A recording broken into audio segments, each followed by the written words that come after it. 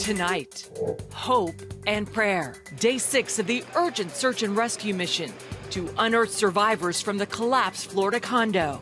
And still on track, the president pitches that trillion-dollar bipartisan infrastructure plan. And the firestorm in the Catholic Church over abortion, America's second Catholic president, and Holy Communion. Plus, oh my gosh, dude. Wow. The truth is out there. The U.S. government's UFO report with more questions than answers. All this and more on Faith Nation.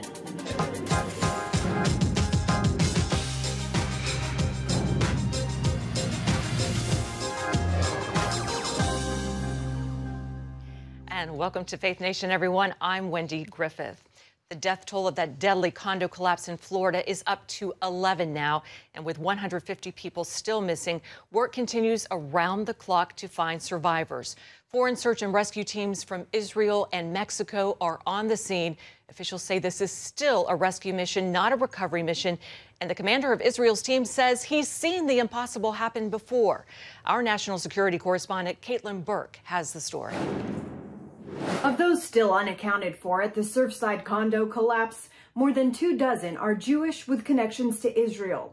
Now, an Israeli search and rescue team is on site, bringing decades of experience. We came because people are here, lost their families, lost their relatives, lost their loved ones, and we are here as we are already doing in the last 35 years all over the world. The Israeli team has seen this kind of disaster before, and the commander says he believes they can still find survivors. Most like this place, a man alive 10 years ago in Haiti after 100 hours, and we still have hope, but this site is very complicated, and I hope that we'll find someone. United Hatzalah, an Israeli nonprofit that provides emergency medical response, is also in Miami. Their psychotrauma and crisis response unit meeting with anyone affected by the collapse. What we're basically trying to do is we're trying to make this process of the waiting, of the unknowing, a process where they can be active, be effective, be helpful to the search and to one another by helping provide relief to one another, because they're all going through the same thing. They're all going through the same trauma. Firefighters, who also make up elite federal search and rescue teams out of Miami, were some of the first to respond. Just when we first arrived and what we saw, the horrific, catastrophic type of collapse. Miami-Dade Fire Rescue, we were able during that time frame to remove 37 individuals. 37 individuals. And we continue searching. The Florida task forces now helping search through the rubble, looking for pockets of air or voids where survivors could be trapped. Governor Ron DeSantis says teams are working under grueling conditions, all with the goal of bringing victims home. They understand that in every one of those condominium buildings were people whose our different families' world revolved around them, grandmothers, grandkids, brothers and sisters. And I just thank them for all their efforts, and I thank them for leaving no stone unturned. And the families, we're going to be there for the long haul on this. As investigators continue to determine a cause, the Wall Street Journal publishing a letter, it says, was sent by the condo board's president in April, warning that significant repairs were needed and that the building had deteriorated since a 2018 inspection. An engineer who studied the 9/11 Pentagon attack has been hired to inspect the collapse, although it will likely be quite some time before any real questions are answered. Caitlin Burke, CBN News. Thanks, Caitlin. So many prayers going up for everybody on the scene there. Well, President Biden traveled to Wisconsin today to tout the bipartisan infrastructure plan he says is the biggest infrastructure investment in 65 years. For more on the president's speech today, we're joined by our Capitol Hill correspondent, Abigail Robertson. Abby, what is included in this bipartisan plan? Well, Wendy, what the two parties have agreed on mainly deals with updates to physical infrastructure in America. So major updates to roads, bridges, railways, and our airports. And it also includes other things like modernizing our power grid, making high-speed internet more accessible to every American family. It replaces lead pipes, and it would also create jobs all across the country as some of these projects get underway. Now, President Biden says there are more things that he would like to see, but he's very proud of what the two parties have come up with and agreed on. It's living proof we can still come together in this country and accomplish something big and transformational. I know that neither the Democrats nor Republicans get everything they want in this agreement. It's not all that I propose, but that's what our economy is all about. That's what it means to compromise and reach consensus, and that's what in the heart of every democracy.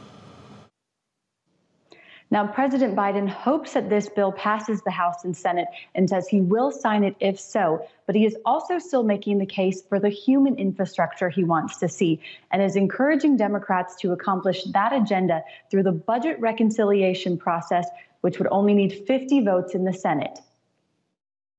Major action on clean energy, housing, caregiving, on child and paid leave, universal pre-K, free community college. The human infrastructure is intertwined with our physical infrastructure. It's going to help us create more good jobs, ease the burden of working families, and strengthen our economy in the long run. And I'm going to be out there making the case for the American people until this job is done. Now, while President Biden says he promises to sign both bills, even if only one of them makes it to his desk, House Speaker Nancy Pelosi warned last week that she will not bring the bipartisan infrastructure plan to the House floor for a vote unless the Senate passes the reconciliation bill too. Wendy? All right. Thanks so much, Abigail Robertson. We appreciate it. Well, tomorrow, Texas Governor Greg Abbott will tour the U.S.-Mexican border with former President Trump in a high-profile effort to showcase the border wall and attack President Biden over the surge of migrants. Abbott, who many believe is positioning for a 2024 presidential bid, has vowed to complete the wall with state funds and private donations. He's also working to close state-licensed shelters for more than 4,000 unaccompanied immigrant children. In a letter to Health and Human Services, he said, quote, "The federal government cannot force a state to do the federal government's job." Politico reports that HHS currently has below 15,000 unaccompanied kids in federal custody. That's down from 23,000 in April. Abbott and Trump will visit the Rio Grande Valley, where Republicans made unexpected inroads with Hispanic voters in 2020. And joining us now is veteran Washington journalist Ray Suarez. Ray, thanks for being with us. Good to be with you. Texas Governor Abbott making big plans here to close migrant shelters. Ray, what will happen to those thousands of unaccompanied minors if those facilities are closed? Well, the HHS, for its part, says it has no plans to close the shelters and is now examining its options. Governor Abbott knows well that while he may make contracting policy for the state of Texas and its care providers, he doesn't make American immigration policy. And this is heavily symbolic, but not very practical. Thousands of children will have to be transferred to other shelters. This will do nothing to reduce the number of people making their way to the border, and will do nothing to reduce the number of people currently under federal government care. Heading to the border with a former and now defeated president of the United States is unusual, more laden with symbolism than it is with practical effect. So, Ray, do you think he's just setting up a conflict between himself and President Biden, well, really with the state of Texas, I guess?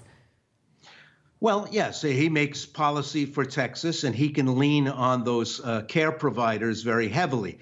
He's asked them to wind down any contracts having to do with care of people who are in the country illegally. And that's where state law and state authority collides with federal law, because the disposition of anybody who's in the country illegally is the responsibility of the federal government, not the government of Texas, of which Governor Abbott is the chief executive.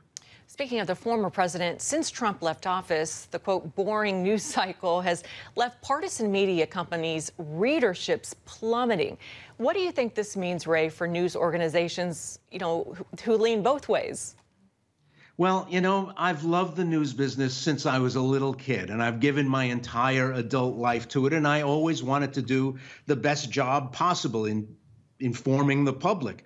A less exciting country isn't necessarily a boring one, you people who are news audiences, but a president who's not in the news every minute of every day might actually be a good thing for the country, even if it's not particularly good for business.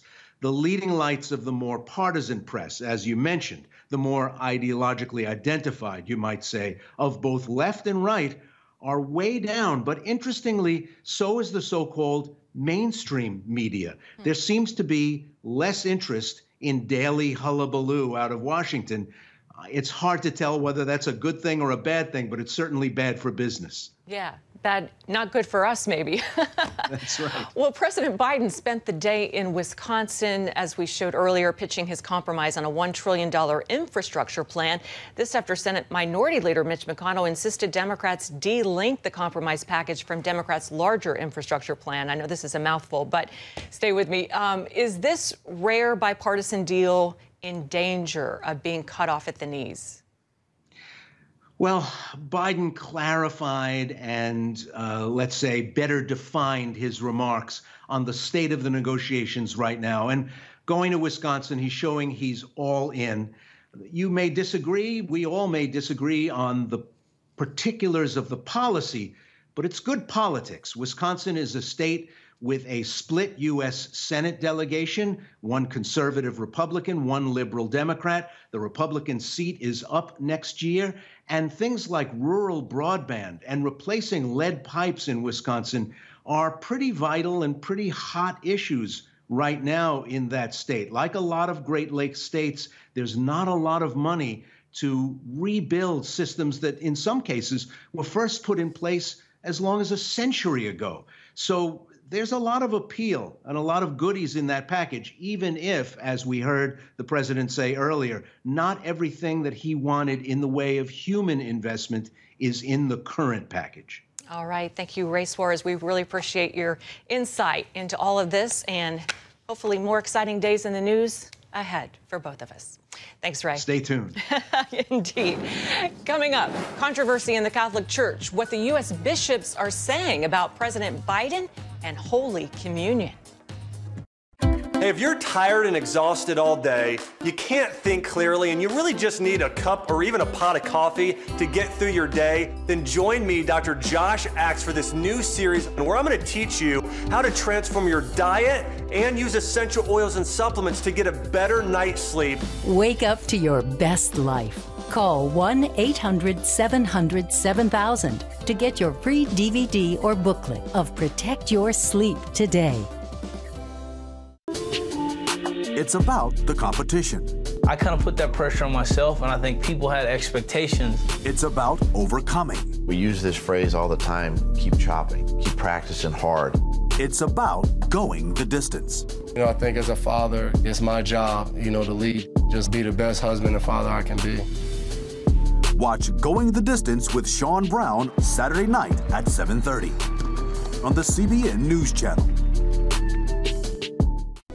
Orphans Promise is committed to loving and serving at-risk children, to helping keep families together, and to creating opportunities for strong and sustainable communities around the world.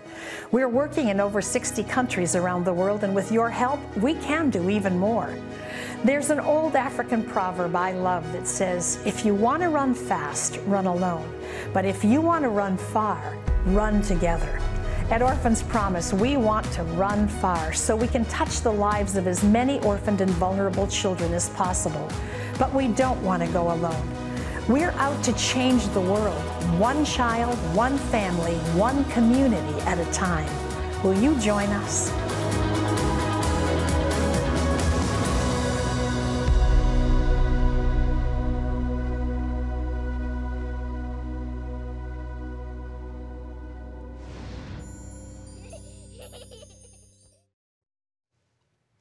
Tonight, U.S. Catholic bishops decide not to put forth a policy on withholding communion from politicians. The new signal from the bishops comes after months of controversy in the Catholic Church over President Biden's support for abortion and whether America's second Catholic president should be allowed to receive Holy Communion. After voting overwhelmingly to draft a document on, quote, the meaning of the Eucharist in the life of the Church, the U.S. Conference of Catholic Bishops put out a Q&A to explain the vote. Though the final draft on Holy Communion is a ways off, it will not include a provision to deny abortion-supporting politicians communion.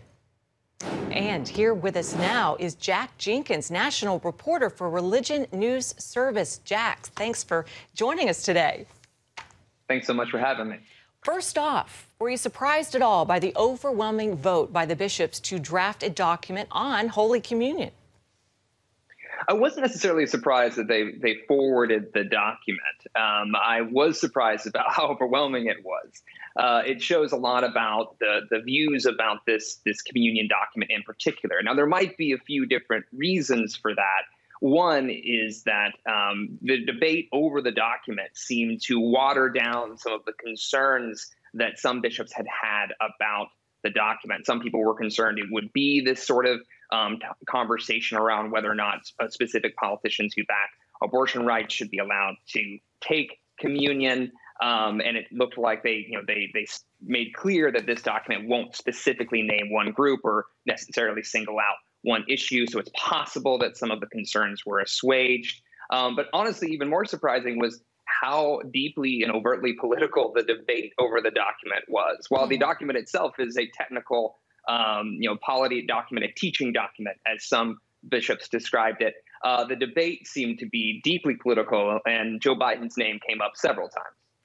Interesting. Well, the vote, as you mentioned, was met with a lot of backlash from Democratic politicians over the weaponization of Holy Communion.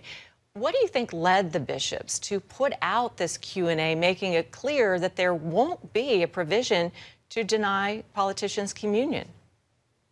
Right. Well, I think there's a few things going on. One of the things about this document that gets lost is that technically every bishop retains the right to deny communion within their own diocese, no matter what the USCCB, the U.S. Conference of Catholic Bishops, put forward. In fact, Joe Biden reportedly was already denied communion at a Catholic church in 2019 while he was running for president.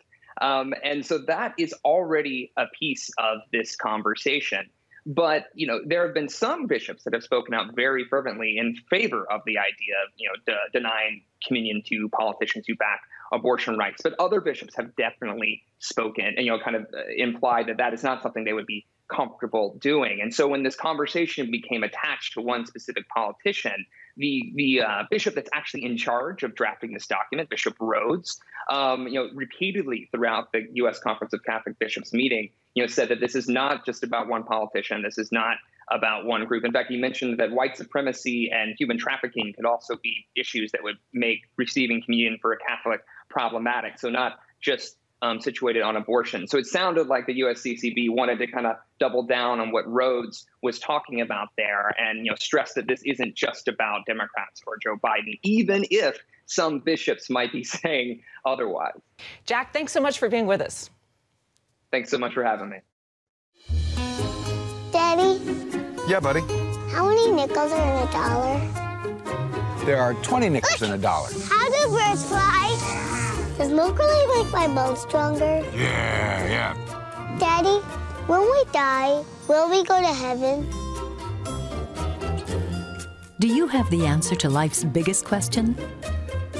Call the 700 Club. We'll help you find answers to the important questions life brings your way. Watch breaking news, in-depth exclusive stories and programs from health to entertainment you won't find anywhere else. The CBN News Channel, a perspective you can trust. Enjoy credible news reporting from around the world. Discover inspiring programs and stories of hope, all in one place from a Christian perspective. The CBN News Channel, a perspective you can trust. To watch the CBN News Channel, download the app or visit cbnnewschannel.com.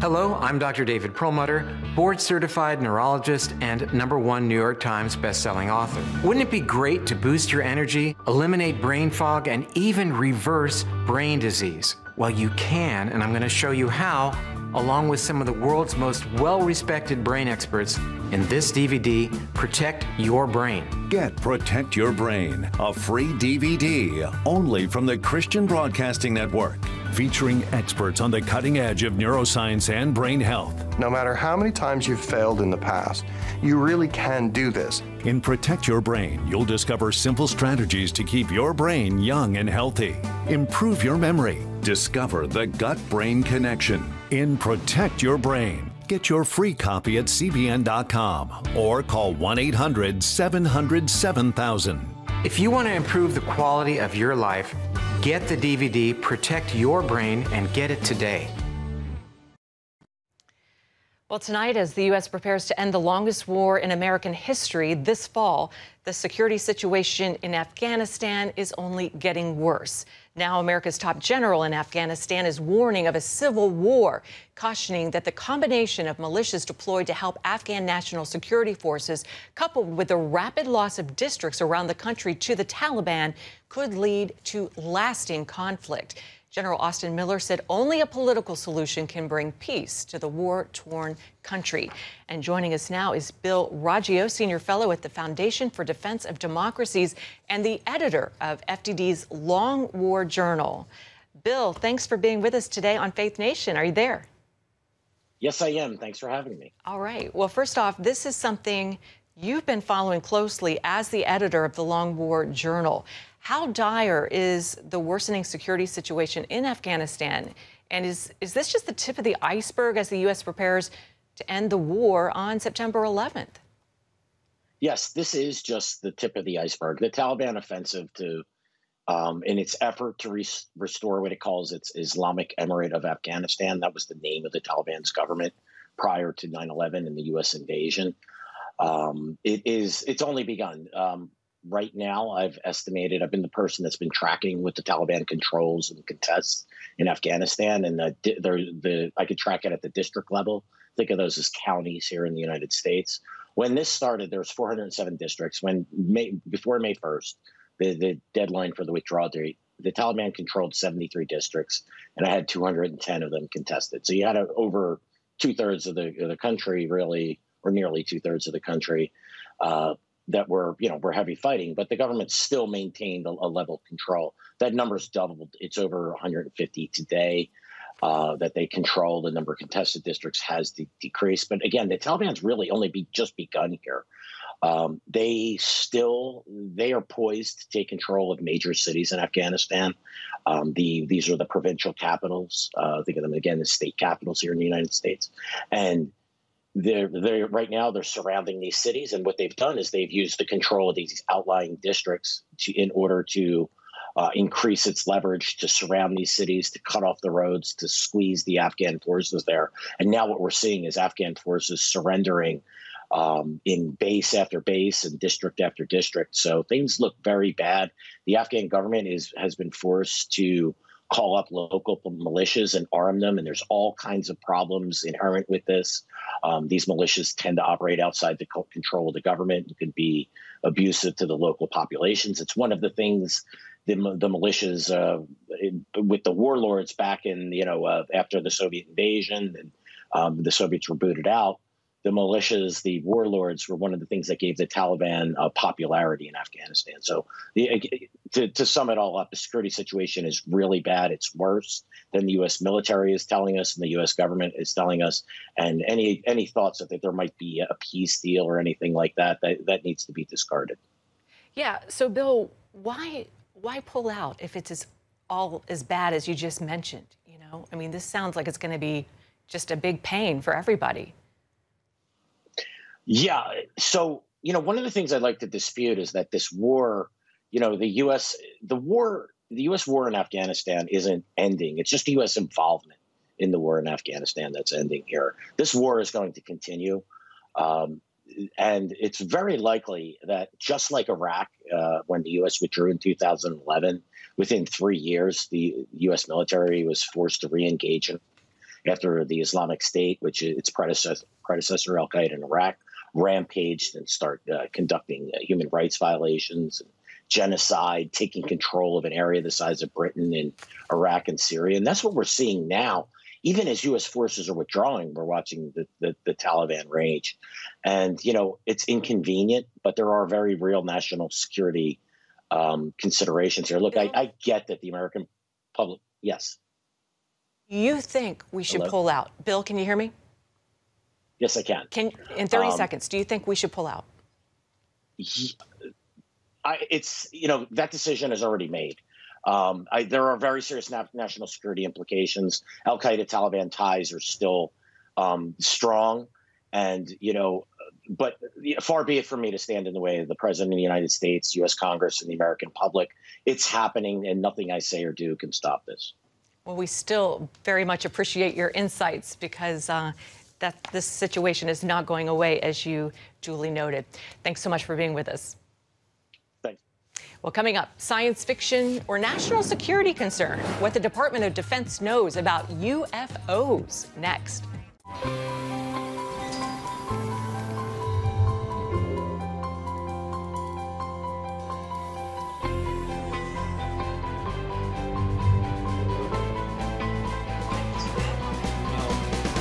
I am Region's first ROTC graduate student.